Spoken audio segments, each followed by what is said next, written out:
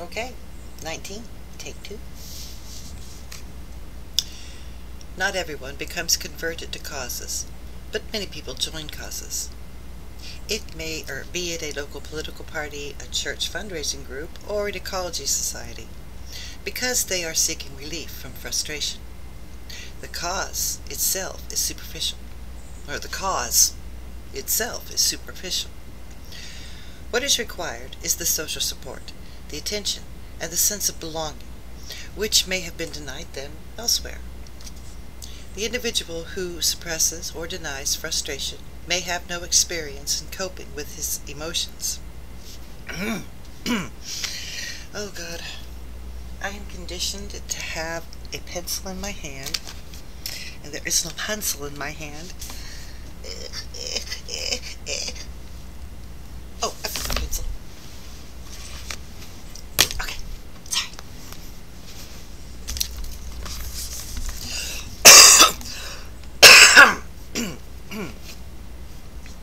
Oh, the repairman came. That was the previous interruption. I was on a roll, too. Okay.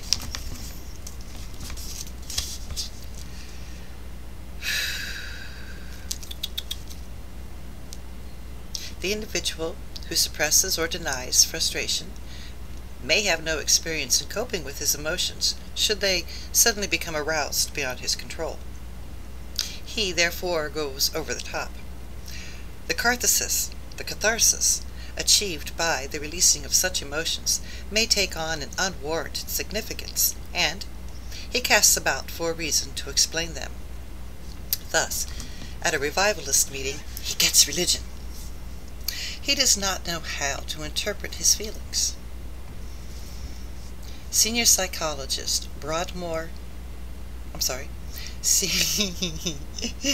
a senior psychologist at Broadmoor Hospital classified 56 murderers by a well-validated personality inventory.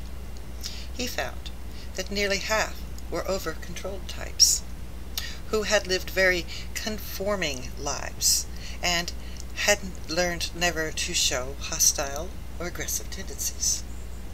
He concluded that because their normal response was to repress hostility, if circumstances arose, such as they could not suppress their feelings any longer, they would commit extreme aggressive acts because they lacked internal cues for when to stop.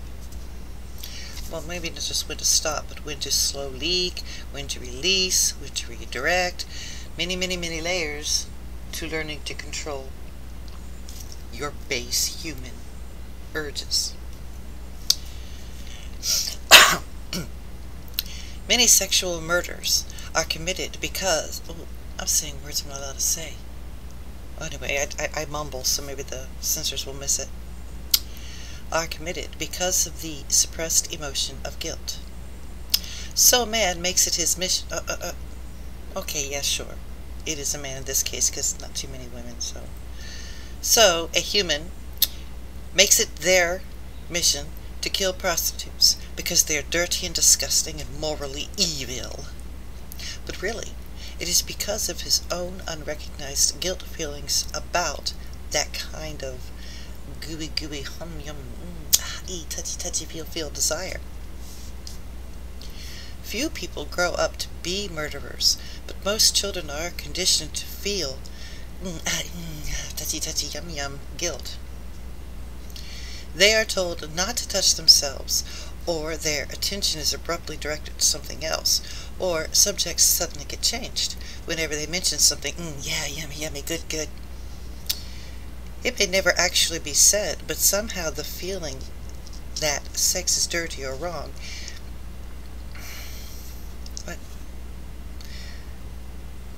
It may never actually be said, but somehow the feeling that sex is dirty or wrong or not to be discussed conveys itself to the child. The ensuing guilt arising from any happy yum enjoyment may remain unfocused and therefore unidentified. Guilt feelings arouse anxiety. If the anxiety-inducing event is suppressed, the guilt and the anxiety still remain, but we cease to understand the reason we feel them. Because guilt feelings are lurking somewhere below the surface of consciousness, most people are ready to assume guilt even when they are patently not guilty. So, if a guest behaves rudely, a hostess may feel she is at fault. If someone receives no reply to a letter, it is rarely the recipient who is at fault for being lazy or forgetful. It is the sender, who is convinced that he himself must have given offense.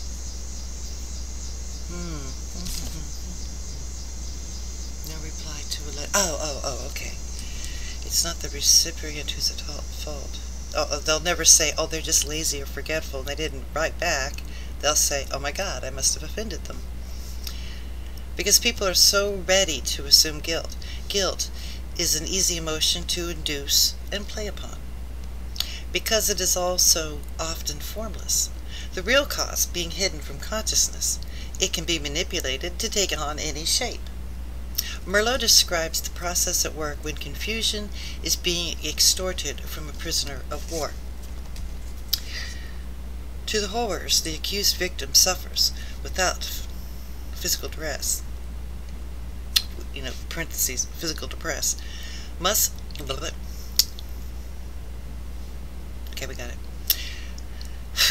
be added to the horrors from within. Okay, so within outside they're having physical struggle, and then they're also having the horrors going on inside their mind, their induced personal hells. He is pursued by the unsteadiness of his own mind, which cannot always produce the same answers to a repeated question. As a human being with a conscience, he is pursued by possible hidden guilt feelings, however pious he may have been, that undermine his rational awareness of innocence. Okay, good one, but later. The enemy knows that. Far below the surface, human life is built up of inner contradictions. He uses this knowledge to defeat and confuse the brainwashed E. Okay, back up. There's a little show that I saw. The scene of it has popped into my head when I was reading that, and I wanted to see if it fits. The human being, the conscious, he is pursued by possible guilt feelings, however pious he might have been. Okay, there's a show about a shipwreck, a plane wreck, and there was this one girl who was a total holy roller, and she was like, "This is my fault." They're like, "Why?" "Because I said a bad word." Because she was seeking for a reason to explain, how did this happen to her? What is she being punished for? And that was her particular hang-up, and she was incapable of seeing that there's no factor. There's also this other thing from My Name is Earl, where some tornado happened, and every now and again a Bible or something would land in somebody's hands, and every single person took it to be a different sign with different meaning, and it was like that in a way. It's similar. Alright. The man knows he is guilty of something. He is guilty of having desires which conflict with the requirements of living in a civilized society, or which conflict with the moral standard with which he has been imbued. The thought or action can be rationalized, but not the guilt which remains prickling below the surface. Because he no longer remembers the why of the guilt, he assumes, because he feels guilt, he must be guilty of that which he stands accused. The pervading sense of guilt leads to a desire for confession, because that brings profound relief. Lifton describes the guilt confession syndrome. People vary greatly in their susceptibilities to guilt and shame, depending on the patterns developed in early life. But since guilt and shame are basic to human existence, this variation can no more be a matter of degree. Each person is made vulnerable through his profound inner sensitivities to his own limitations and to his unfulfilled potential.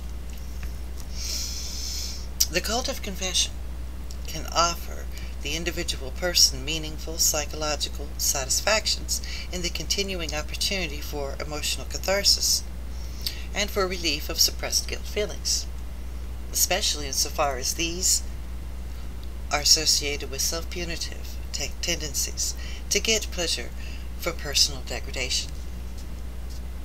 More than this, the sharing of confession enthusiasms can create an orgastic sense of oneness.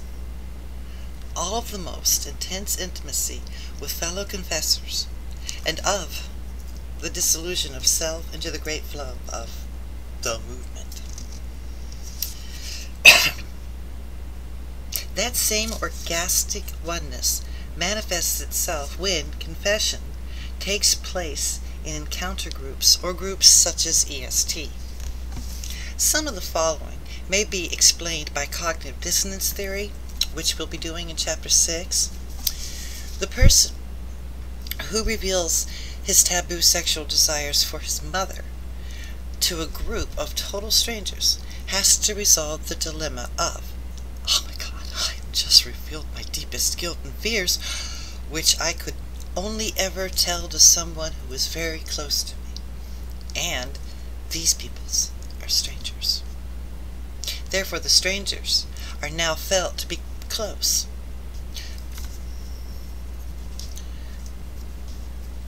Or such guilt feelings are unacceptable unless they are shared by others, in which case they become the norm. The people in the group derive support and validation for holding their own feelings by the fact that others have such feelings too. Boom, let's stop because we gotta get to these notes. Ding-a-dang-a-ding-a-dang-a-ding-a-dang-a. Strangers are now felt to be close.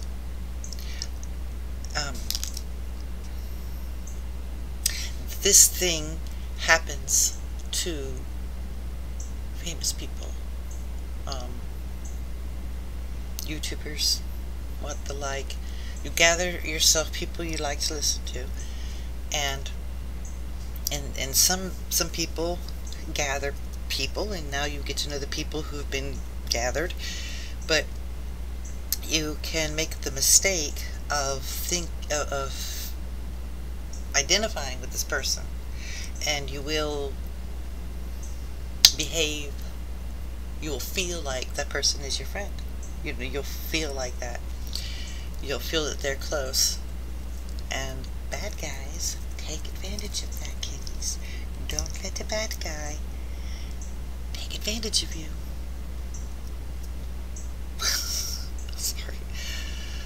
I did have something more important to say about that, but I've only ever heard about this thing I'm talking about in passing, through my algorithm on my YouTube, and I'll just watch all kinds of things, like esoteric stuff and freaking psychology stuff and all that.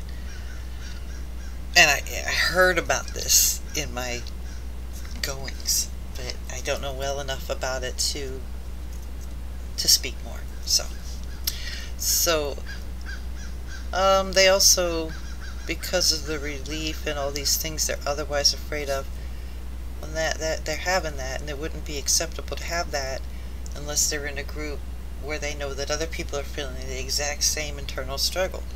So, there you go. And that's the norm. The people in the group derive support and validation for holding their own feelings by the fact that the others have such feelings too.